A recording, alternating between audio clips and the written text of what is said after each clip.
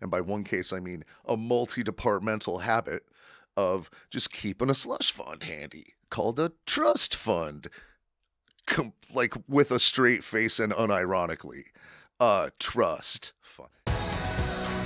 So, back to these PRA documents, the argument of there not being a smoking gun, you're saying there is, and it's just dispersed throughout all of the information. Yeah, it's just that there's so much wrong.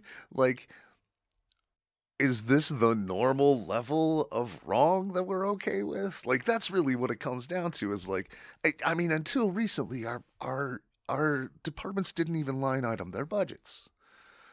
Like when I look at budgets from 10 years ago, it's just lump sums. Nobody knows anything about what was happening. The trust funds. Ah, I don't know anything about the trust funds, so I haven't heard that come up yet. So, it was APD in one of her local elections answered one of these when, like, somebody's like, "Hey, what happens when a whistleblower does a thing?" And she just used an example of a thing that happened. Who is this? APD? KPD. Oh, okay. Yeah, in her Karen Paz Dominguez. Yeah. Just so people, if we keep doing abbreviations, they know. Right. So KPD, yes. It's such a long name with so many. Yeah, it's easier to say KPD. I haven't done enough vocal warm-ups to just nail that tongue twister every time. Sorry, KPD.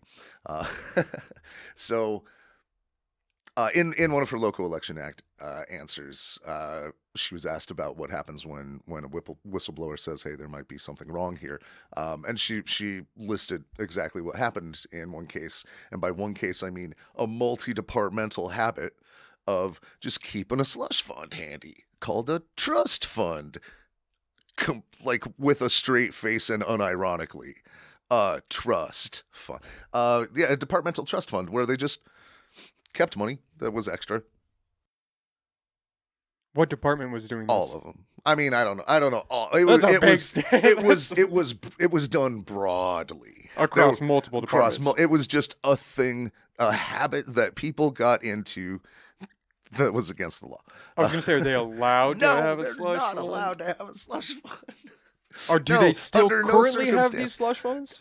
No, it got fixed, and or it is in the process of being fixed, or being there is a way to get it approved, which now if people feel like they need these kind of like departmental reserves, they can get it approved. But they were doing this under the radar. But they were just doing it. Yeah, they just had like an extra fund, with a couple of grand, couple tens of grand, just extras from the budget, bits here, bits there, just sitting there. That's supposed to get put back into the general fund, recirculated, rebudgeted, and reapportioned for county services, and not just sitting in the department, like unmonitored. These are accounts that were not reported, right? They weren't part of the audit paperwork. They were side funds that nobody knew about except for the department. People knew about them, but nobody told certain people, like the auditor, for instance, or the third-party auditor, or the state controller's office, or anybody who holds my tax money accountable. And that is in those PRA documents that are released. Yeah. Oh no. Well, that's in the media. That's in. That's well known. Yeah. That's on. Or at least out there. I shouldn't say well known. That's over on Lost Coast Reposts. Or Output. Yeah.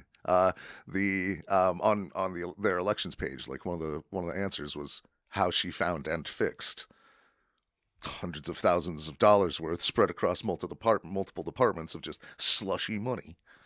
Nobody's talking about that. And the whole smoke screen is no smoking gun. It's just that it's all that bad.